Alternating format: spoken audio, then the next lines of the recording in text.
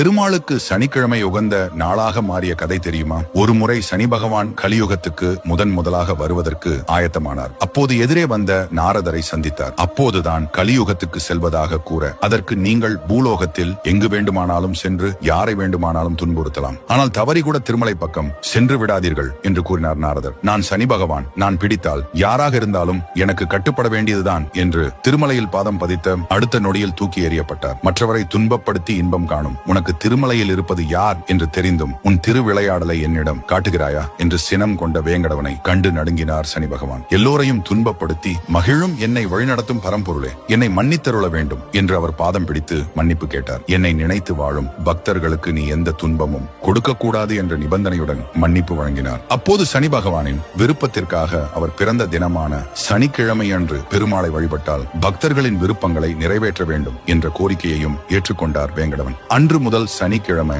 பெருமாளுக்கு உகந்த நாளாக ஆயிற்று.